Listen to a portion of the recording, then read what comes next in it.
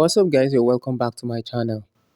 Okay, guys, there is growing concern about what is going on, what has happened at Lagos regarding the Alaba International Market. You remember few weeks ago when Sanwo-Olu ordered the demolition of some buildings that they, in quote, termed lapidated. All right, these buildings had existed for some time, and you understand the process of the market.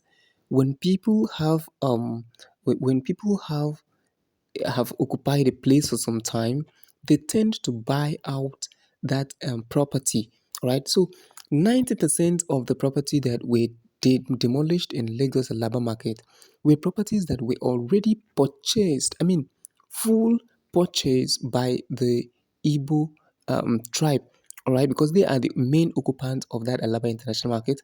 Everything you have business going on in Alaba International Market is being carried out by the Igbos. So the Igbos there were frustrated at what was going on because it shows that Lagos state government still bear the grudge of what happened during the election. And then most times they come out to say election is over, it's time for governance. But if it say it is time for governance, why not govern the people accordingly? You didn't have to go over to go and destroy their properties, but you went over, destroyed their properties, and now they are all stranded. They are stranded.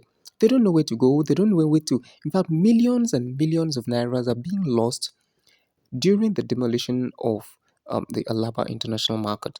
So many people are concerned and worried about what is going on.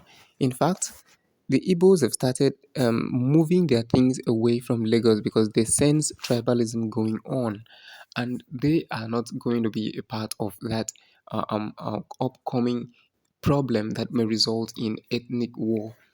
All right, so many people have been paying attention to what the Labour Party presidential candidate Peter Obi will have to say about the demolition of the Alaba market in Lagos State.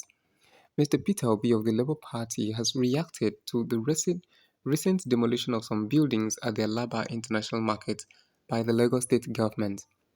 Obi said although some of the demolitions might be accepted, yes, the demolitions were actually true that these houses were old houses.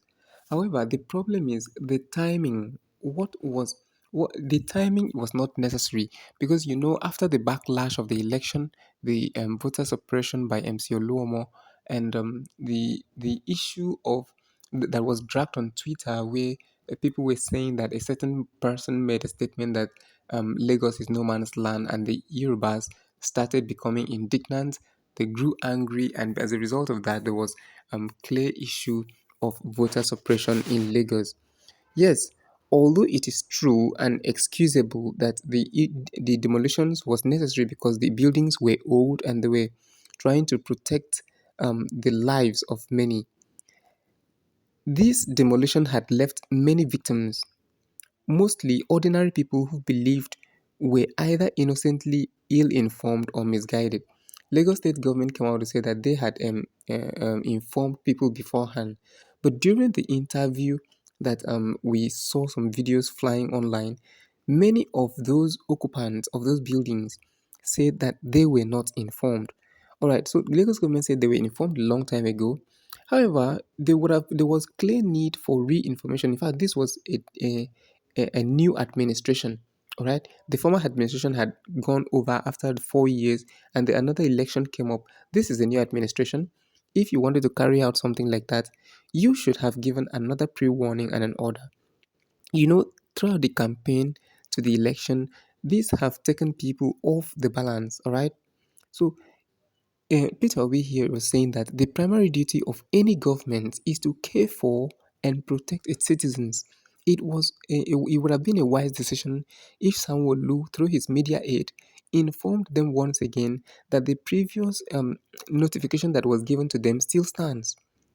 In a statement issued on Peter Obi's verified Twitter handle on Tuesday, the former Anambra State governor advised that necessary corrective measures to planning or zoning violations by governments need not be punitive or unduly insensitive. Recall that the Lagos government had on June 16 begun removal of what it described as distressed buildings in the Alaba International Market located in Ojo local government area of the state.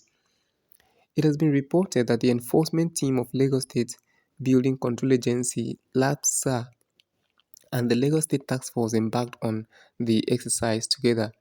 Following the controversy that trailed the exercise, the government insisted that the exercise was a measure to prevent disaster of building collapse and I mean let it not become a problem to the citizens.